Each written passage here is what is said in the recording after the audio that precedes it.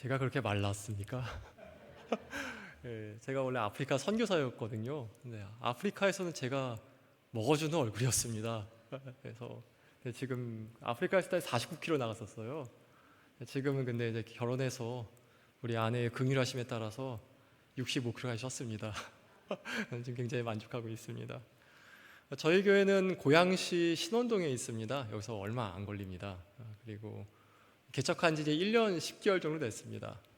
저희 교회는 이제 매주 화요일마다 전도를 해요. 화요일마다 전도하고 나면은 저희 둘째가 초등학교 1학년인데 둘째랑 같이 또 아내 일 마치고 같이 와서 이렇게 집에 가곤 합니다. 근데 어느 날 이제 전도 마치고 화요일이었는데 아내랑 또 둘째 딸이랑 이렇게 집에 가는데 갑자기 이제 저희 아내가 딸에게 묻는 거예요. 아빠가 잘생겼어? 저 사람이 잘생겼어? 하면서 뭘 딱 가르치더라고요. 뭘 가르치나 보니까 이 사람이었습니다. 슬라이드 보여주실래요?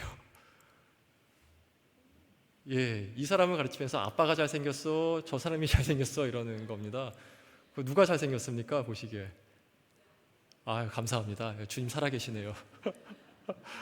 이게 제가 잘생겼다가 딱 해야 되는데 저희 딸이 이제 7살인데 엄마를 보고 눈으로 욕을 하는 거예요. 어떻게 비교할 수 있냐고 하면서 당연히 저 사람이 잘생겼지 어디 비교해 이러는 겁니다.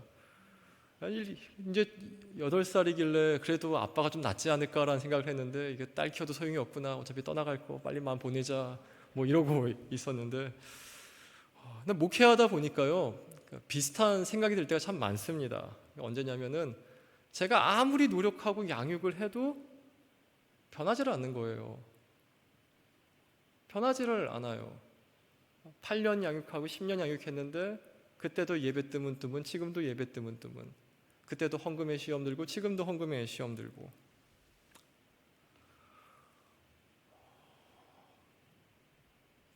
그렇게 변하지 않는 성도를 보면은 목회자라서 제가 과연 부르심 받은 게 맞을까?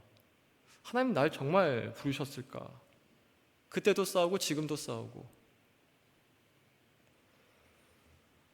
그때도 기도하면 안 나오고 지금도 기도하면 안 나오고 그것을 보면 정말 이런 생각이 들더라고요. 저 사람이 정말 변할까?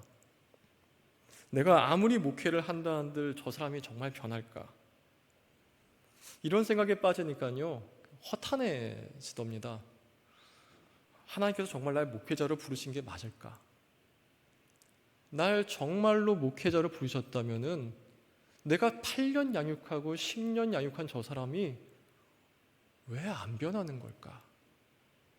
제가 아프리카에 있을 때요 무슬림 사역을 했거든요. 무슬림 사역을 했는데 무슬림 무당이 있어요. 음간가라고 하는데 무슬림 무당은 이제 자신의 신체의 일부를 잘라서 귀신에게 바치고 그 힘을 받는다고 믿습니다. 자신의 손가락을 자른 무당이 하나 있었어요. 그 무당이 예수님께 돌아왔어요. 할렐루야죠.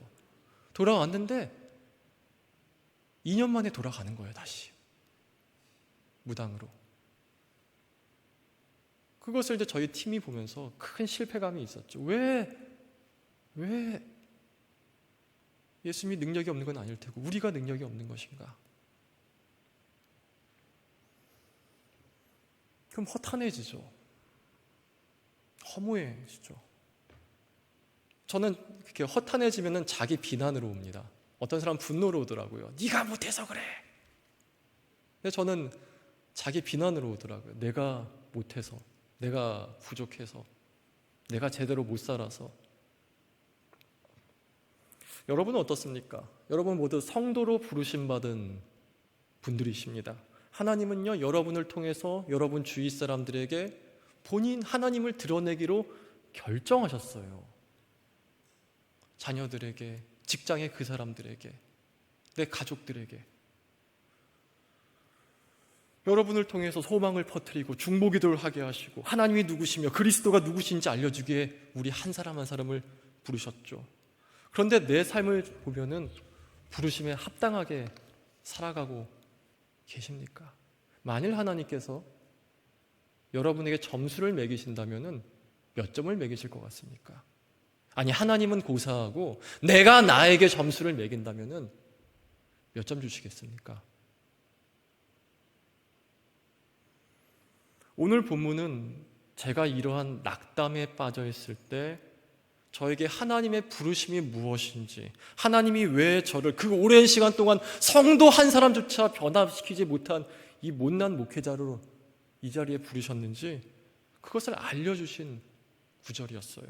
먼저 1절 중반부와 후반부를 한번 다 같이 읽어보겠습니다. 시작. 그러므로 우리가 이 직분을 받아 긍휼하심을 입은 대로, 긍휼하심 입은 대로까지입니다. 이 구절을 원어인 헬라어든 영어로 보면요, 순서가 바뀌어 있는 걸 볼 수 있어요. 그러니까 이렇게 되어 있습니다. 그러므로 긍휼하심을 입은 대로 우리가 이 직분을 받아서 있습니다. 하나님 우리에게 직분을 왜 주셨대요? 불쌍히 여기서 주셨대요. 불쌍히 여기셔서 나를 긍휼히 여기셔가지고 이 직분을 주셨다라는 것이. 여러분의 직분이 무엇입니까? 집사님이십니까? 권사님이십니까? 장로님이십니까? 이것만 직분입니까? 그렇지 않죠. 직분이란 말 헬라어 디아코니아는요, 번역하면 부엌일이에요. 잡일이에요. 섬기는 일 자체가 다 직분이에요. 내가 어디서 무슨 모습으로 섬기고 있든 그것이 예수 그리스도를 섬기고 있다면요, 그게 직분이에요. 근데 그 직분을 왜 주셨대요? 나를 불쌍히 여기셔서, 나를 긍휼히 여기셔서, 나에게 은혜 주고 싶으셔가지고 그것을 주셨다라는 것입니다. 여러분, 우리 가운데 직분에 합당한 사람 아무도 없습니다. 제가 목사에 합당하게 보이십니까? 제 안에 쓰레기가 얼마나 많은데요. 제 안에 찌꺼기가 얼마나 많은데요. 십자가 앞에 나올 때마다 부끄러워 죽겠어요. 근데 하나님이 부르셨단 말이에요. 불쌍히 여기셔서, 긍휼히 여기셔서. 우리만 그렇습니까? 바울은 안 그렇습니까? 바울이 합당한 사람입니까? 바울은 살인자였어요. 베드로는 예수님 침 뱉은 사람이에요. 합당한 사람 아무도 없어요. 근데 부르셨어요. 긍휼히 여기셔서. 그리고 긍휼히 여기신 다음에 하나님께서 이렇게 해, 그러면 내가 너를 기뻐할게 말씀해 주신 게 바로 그 다음 구절이에요. 우리 다음 구절 한번 읽어보겠습니다. 다 같이 읽겠습니다. 낙심하지 아니하고. 여러분 여기서 박수 쳐야 돼요. 여러분, 우리 하나님이 언제 기뻐하는지 아십니까? 우리가 그 자리에서 낙심하지 아니할 때. 낙담하지만 않더라도 주님이 기뻐하신다라는 거예요. 낙담하지만 않더라도. 내 생각대로 결과 안 나올 때 있습니다. 가장 가까운 사람이 상처 줄 때 있습니다. 제가 아들 하나 키우고 딸 하나 키우는데 어느 날 아들이 그러더라고요. 아빠 미워. 뭐 그럴 수 있죠. 그럴 수 있다 싶시다. 근데 저한테는 그게 그럴 수 있는 일이 아니었어요.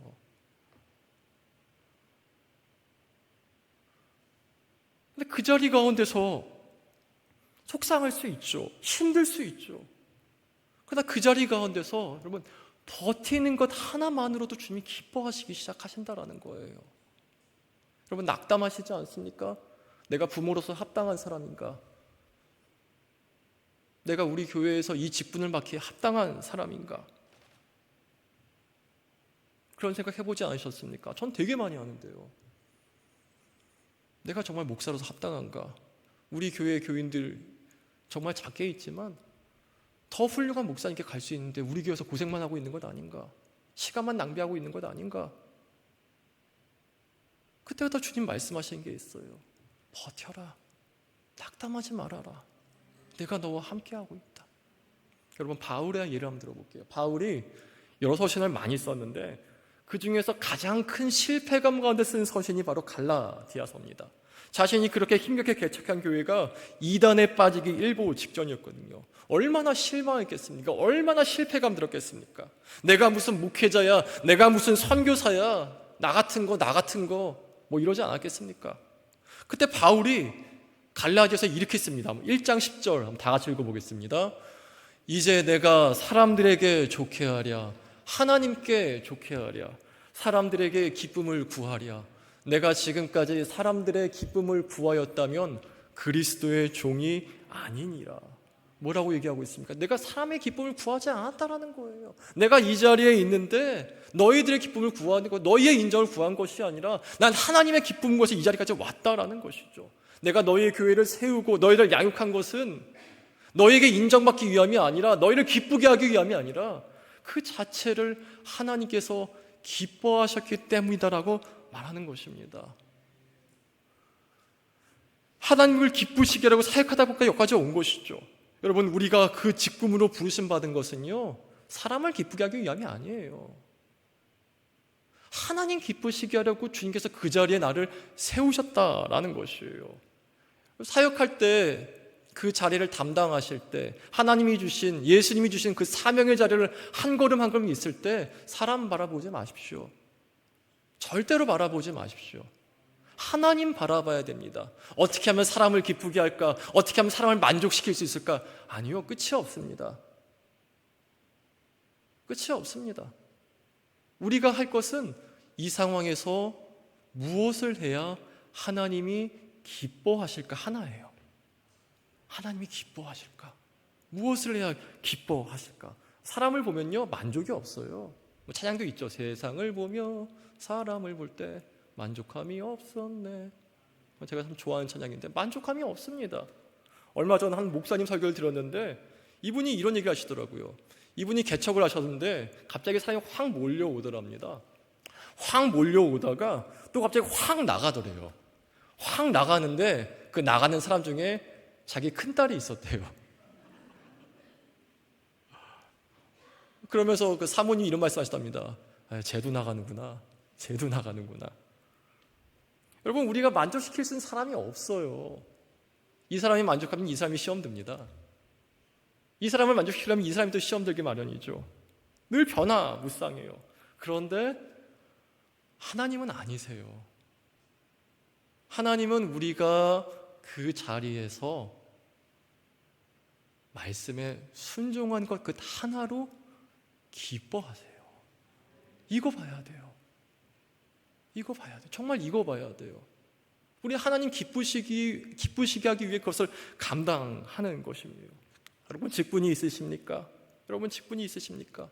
늘 주님 바라보시기 바랍니다. 주님 기쁘시게 하는 것이 무엇인지 온갖 지혜를 다 짜내야 합니다. 주님 기뻐하시는 게 무엇인지 온갖 기도의 목적을 거기에 담아보시기 바랍니다. 그리고 다음 2절에 보면요, 주님을 기쁘시게 하기 또 이런 구절이 나옵니다. 다 같이 읽어보겠습니다. 이에 숨은 부끄러움의 일을 버리고. 하나님께서 우리에게 왜 그 자리에 세우셨느냐? 부끄러운 일 버리라는 거예요. 물론 일을 하나 부르신 것도 있어요. 그러나 더 본질적으로 얘기한다면 우리가 그 자리에 있는 까닭은 그 자리를 통해 우리를 거룩에 이르게 하려고 함인 것입니다. 여러분, 제가 목사잖아요. 저희 목사인데 개척교회 목사입니다. 여기 새샘교회도 새벽교대에 있지 않습니까? 저희 교회도 새벽교대에 있습니다. 저희가 새벽기도하면 몇 명 나올 것 같습니까? 자, 1번 1명, 2번 2명, 3번 3명, 4번 빵명. 3명. 아유, 3명이 제일 많이 나온 겁니다. 1년 동안 저 혼자 계속했습니다. 계속 저 혼자 했습니다. 저희 교회 여기 금요기도회 있지 않습니까? 저희도 금요기도회가 있어요. 몇 명 나올 것 같습니까?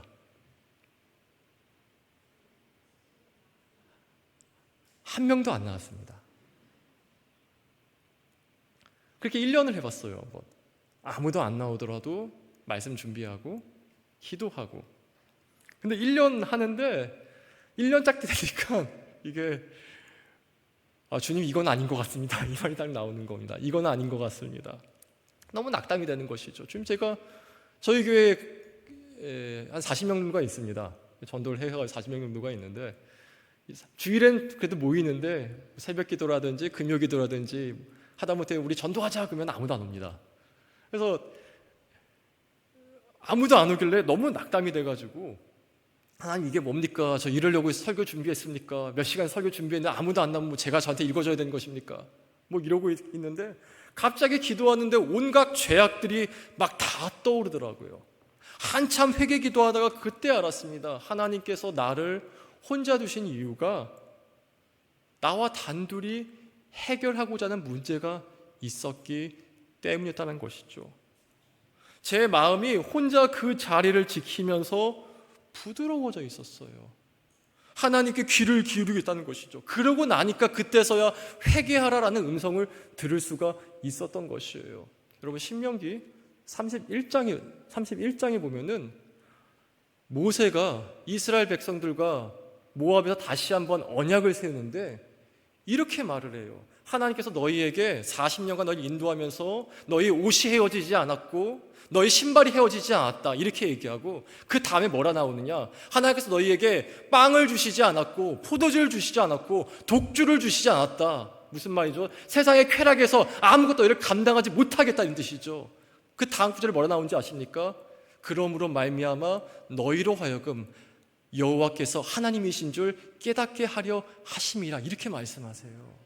여러분 우리가 언제 하나님이 하나님이신 줄 깨닫는지 아십니까? 홀로 있는 시간이에요. 언제 우리가 죄악을 죄로 본지 아십니까? 언제 내가 그걸 회개해야 되겠구나, 이것이 죄구나, 이것이 내 앞에 주 앞에서 해결할 그 문제구나 라고 보는지 아십니까? 주님과 철저히 나 혼자 있을 때예요. 전 26살에 처음 사역을 시작했습니다. 그리고 지금 43살이거든요. 17년으로 사역을 한 것이죠. 사역하면서 경험한 게 하나 있어요. 집회를 다니고 설교를 하고 봤는데 뭐 교회에 있든 뭐 선교단체에 있든 리더들이 있지 않습니까? 믿음이 좋은 사람들이 있고 믿음이 좀 뜨문뜨문 있는 사람들이 있는데 믿음이 좋은 사람일수록 십자가 설교를 했을 때 그렇게 십자가 앞에서 회개를 하더라라는 거예요. 그들은 죄의 얘기가 나오면 회개 설교만 막 가슴을 치면서 얘기를 합니다. 이게 내 죄지, 이게 내 죄지, 주님 죄송합니다, 주님 죄송합니다. 반면에 뜨문뜨문 나온 사람들, 뭐 예배 한 달에 한 번 나오고, 뭐 주일 예배도 뭐 격주로 나오고, 뭐 수요 예배는 뭐 시즌만 나오고, 이런 분들을, 이런 친구들은요, 아무리 십자가 설교를 해도요, 멀뚱멀뚱 이렇게 있어요. 여러분 구원받은 증거가 뭔지 아십니까? 죄 안 짓는 게 구원받은 증거가 아닙니다. 구원받은 증거는 죄 십자가 선포됐을 때 나의 죄를 들고 하나님께 나온 그 자체가 구원받은 증거예요. 내 안에 성령이 계시면은 막 죄를 건드리세요. 그게 구원받은 증거예요. 그게. 근데 거기까지 가기 위해서 주께서 우리를 광야에 내보내시기도 하시고 혼자 시간을 보내기도 하시고 때로는 수치를 당하기도 하시고 부끄러움을 당하기도 하시고 이렇게 만들어 가신다라는 거예요. 그럼 죄가 얼마나 무서운지 아십니까? 이 숨은 부끄러움의 일들이 얼마나 무서운지 아십니까? 요한계시록 21장에 가면은 새 하늘과 새 땅이 나오고 그걸 다 설명한 다음에 8절에 못 들어가는 사람들 리스트가 나옵니다. 한번 다 같이 읽어보겠습니다. 그러나 두려워하는 자들, 믿지 아니한 자들과 흉악한 자들과 살인자들과 음행하는 자들과 점술가들과 우상 숭배자들과 거짓말하는 모든 자들은 불과 유황으로 타는 못에 던져지리니 이것이 둘째 사망이라. 그럼 믿는다고 하는데 이런 삶의 행위들이 내 삶에 있지 않습니까? 두려워하는 자들은 천국에 들어가지 못한다라고 써 있습니다. 여러분 만약에 하나님께서 여러분 삶 일거수일투족을 다 보고 계시다면은 여러분은 하나님은 알고 계셨군요, 하나님은 보고 계셨군요, 아무도 모르지만 주님은 알고 계셨군요, 감사합니다 이렇게 말씀하시겠습니까? 아니면 두려워서 얼굴을 돌리시겠습니까? 또 믿음은 어떻습니까? 성경은 모두 66권이고 1189장으로 되어 있습니다. 여러분 이 모든 성경에 기록된 말씀을, 거룩한 주님 말씀을 전적으로 믿으십니까? 아니면 부분적으로 믿으십니까? 어떤 사람은요 다 순종하겠던데 전도는 순종 못하겠대요. 자기가 보기엔 전도로 복음이 증거되는 게 아니라 딴 거로 복음이 증거되는 것 같대요. 또 어떤 사람은 다 순종하겠는데 헌금은 순종하지 못하겠대요. 돈만큼은 내가 쥐고 있어야 안전하다는 것이죠. 어떤 사람은 고3 때는 못하겠답니다. 어떤 사람은 지금은 안 된답니다. 어떤 사람은 이것 때문에 저것 때문에 못하겠다고 얘기합니다. 다 무슨 문제죠? 믿음의 문제예요. 전적으로 주님을 믿던가 믿지 않던가, 전적으로 주님을 믿던가 믿지 않던가라는 것이에요. 또 음행은 어떻습니까? 여러분 삶에 있었던 모든 음란한 죄들을 하나님 앞에서 해결하셨습니까? 아니면 여전히 습관적으로 그것을 짓고 계십니까? 여러분 음행하는 자는 천국에 들어가지 못합니다. 천국에 들어가지 못합니다. 하나님의 기준은 그때나 지금이나 동일하십니다. 해결하셨습니까? 또 점술은 어떻습니까? 얼마 전 점쟁이 유튜브를 봤습니다. 고양시 점쟁이더라고요. 저희 동네니까 봤는데 이런 말 하더라고요. 자기 고객의 90%가 개신교와 천주교인들이라고. 그러면서 이런 말을 해요. 하나님이 구원해 주시지. 근데 자녀들 대학 보내는 거, 집 어디 사야지, 집값, 땅값 오르는 거 이건 말씀 안 하셔. 그래서 내가 얘기해 주는 거야. 내가 얘기해 주는 거야.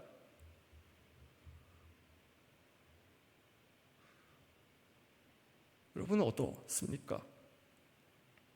제가 아프리카 선교사에 있을 때요, 이런 일이 있었습니다. 아직도 기억나는데 한 친구가 와가지고 자기 머리가 아프다 그래 약을 좀 달래요. 약을 줬습니다. 타이레놀 해가지고 딱 줘서 먹고 기도해서 보냈습니다. 보냈는데 어쩌다 같이 나가게 됐어요.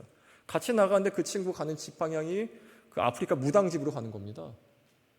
나 어디 가냐? 그러니까 기도받으러 간대요. 무당한테. 약은 선교사한테 받고 기도는 무당한테 받고. 우리가 웃기죠? 근데 비슷한 거 많이 봤습니다. 신랑감, 신부감은 교회에서 찾고 궁합은 무당한테 가서 보고. 여러분, 점수를 치는 사람은 천국에 들어가지 못합니다. 못 들어가요. 이게 다 뭐죠? 숨은 부끄러움의 일들이에요. 우리를 왜 그 직분에 부르셨습니까? 그거 버리라는 거예요. 버리라는 거.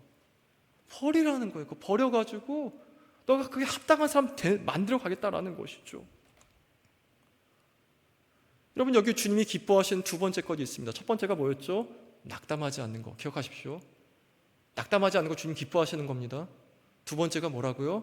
숨은 부끄러움의 일을 버리는 걸 기뻐하세요.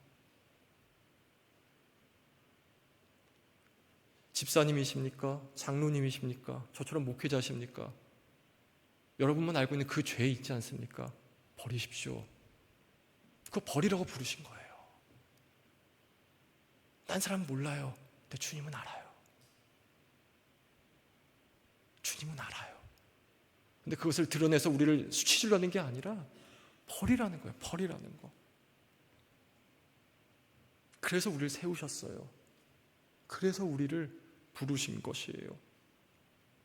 어떻게 버릴 수 있습니까? 완전 습관적인 죄라면 되게 간단합니다. 습관적인 죄라면 그 시간에 그 자리에 그것을 하지 마십시오. 죄는 패턴이 있습니다. 그 패턴을 끊어버려야지 죄는 끊어져 버려요. 예전에 사역하던 친구가 한 얘기인데 그 친구가 얘기할 자기가 음란물을 맨날 본다는 거예요. 음란물 어디서 보냐? 자기 방에서 본대요. 뭐로 보냐? 핸드폰으로 본대요. 몇 시에 보냐? 자기 전에 본답니다.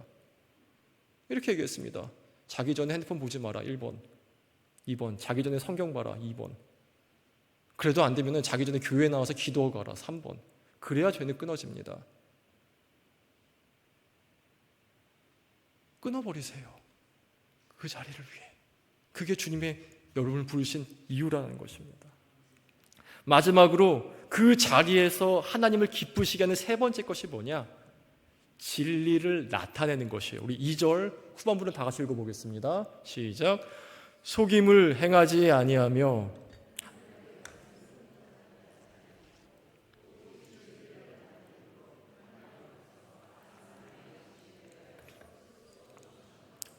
(1절과) (2절을) 보면 다 하지 말랍니다. 십계명도 그렇죠. 나 위에 다른 신을 섬기지 말라. 안식일을 거룩히 지키라. 부묘를 공경하라. 그 다음에 살인하지 말라. 간음하지 말라. 이것도 말라. 근데 딱 하나 오늘 본문에서 하라가 나와요. 그게 뭐냐면 진리를 나타내라라는 거예요. 진리를 나타내는 게 뭐냐면 진리로 살라라는 겁니다.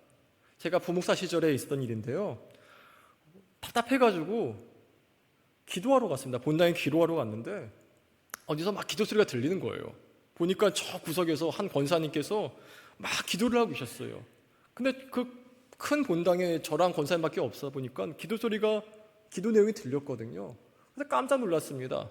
제가 기도하려던 그 제목을 그 권사님이 기도하고 계셨어요. 정말 놀랐어요. 여러분, 기도가 중요하죠? 믿으십니까? 기도가 왜 중요하죠? 하나님 말씀하셨으니까 기도하라. 근데 여러분, 기도하며 살아가고 계십니까? 진리를 나타내라는 것은 진리를 살라라는 것이에요. 기도가 중요한 것을 안다면 여러분 기도하십시오. 말씀이 중요한 걸 아십니까? 말씀을 보십시오. 서로 사랑하는 걸 중요한 거 아십니까? 사랑해 보십시오. 사랑이 뭐 어렵습니까? 따뜻하게 대하면 되지. 웃으며 대하면 되지. 내가 좀 자존심 무시당하면 되지. 가가지고 따뜻하게 대해주고 잘 지냈어? 아이고 미안해. 뭐 사랑이 별겁니까? 그렇게 하면 되는 거지. 그럼 살아보는 게 진리를 나타낸다라는 것이에요. 예배 중요하죠? 믿으십니까? 예배를 목숨을 지켜보는 거예요. 막 친구들은 뭐 놀러 가자. 이거 황금 연휴다. 우리 저기 유럽 가자, 일본 가자, 어디 가자. 그때 뭐라 얘기되죠? 나는 예배 드려야 돼. 나는 예배 드려야 돼. 아, 오늘 불금이야. 놀아야지. 아니야, 우린 불기야. 기도해야 돼. 야, 일요일 좀 쉬어야지. 등산 가자. 무슨 말이야, 이 나쁜 놈아. 교회 가야지. 진리를 살아내 보는 거예요. 예배를 목수관 지켜보는 거예요. 한번 기도를 목수관 지켜보는 거예요. 그게 진리를 나타내는 것이에요. 특별히 아까 참 우리 잠깐 조정건 목사님 얘기 나올 때 많이 나온 단어가 믿음의 명문 가정이었거든요. 명문 가정. 또 교회 앞에 써 있더라고요. 믿음의 명문 가정. 보면서 조 목사님께서 참 이렇게 가정을 중요시기구나 이걸 좀 느낄 수가 있었습니다. 저도 진짜 가정을 중요시기거든요. 아이들 참 되게 중요시 여겨요. 저에게 아이들이 10명이 있는데 40명 중에 10명이 애들입니다. 애들이 오면 항상 해주는 게 있어요. 저희 교회 청년들하고 부모들한테 기도해줘라. 무조건 애들 기도부터 해주라. 주일 마치면 무조건 애들 머리에 안수하게 기도해주라. 너희 부모가 기도하는 모습을 너희가 보여주어서 아이들에게 기도가 중요한 것을 배우게 하라.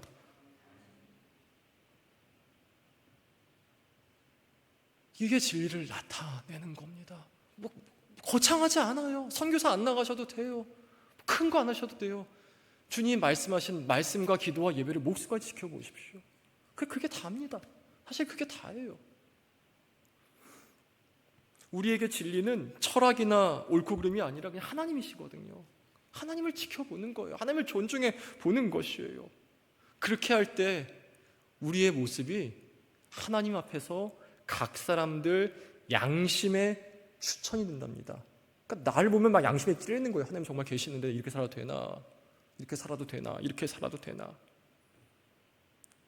여러분 이 세 가지만으로 충분합니다. 이 세 가지만 지키며 살아가십시오. 하나님 기뻐하시는 것 세 가지. 첫째, 낙담하지 않는다. 내가 무슨 집사야, 내가 무슨 리더야, 이 죄 짓고, 이 넘어지면 또 넘어지고 또 넘어지고, 죄 짓고 얘기하고, 죄 짓고 얘기하고, 죄 짓고 얘기하고. 그래도 낙담하지 마십시오. 그래도 낙담하지 마십시오. 예수님 이렇게 말씀하셨죠. 똑같은 죄를 하루에 7번씩 70번 진다 할지라도 난 용서한다. 용서한다. 낙담하지 마십시오. 주님 우리 약한 거 다 알아요. 그리고 두 번째가 뭐였죠? 숨은 부끄러움의 일을 버린다. 버리십시오. 그리고 세 번째, 진리를 나타내십시오. 그것으로 충분합니다. 효율성이요, 결과요, 아니 열매는 주님이 보시는 거예요. 말씀을 맺겠습니다. 우리 로마서 11장 29절 한번 다 같이 읽어보겠습니다. 시작. 하나님의 은사와 부르심에는 후회하심이 없느니라. 주님은 우리를 후회하지 않으세요. 기뻐하세요. 기뻐하세요. 이 자리에 세운 하나님께 후회하심이란 없습니다. 하나님은 전능하시고 전지하시며 결국 그분의 뜻을 이루어 가십니다. 그렇게 주님의 부르심은 후회하심이 없는 것입니다. 이것을 믿으시기 바랍니다. 이것을 좀 암송하시기 바랍니다. 하나님의 은사와 부르시면 후회하심이 없어. 주님은 날 후회하지 않으셔. 주님은 날 후회하지 않으셔. 얼마나 기쁩니까? 얼마나 감사합니까? 그런 은혜로 살아가는 은혜가 있길 진심으로 기원합니다.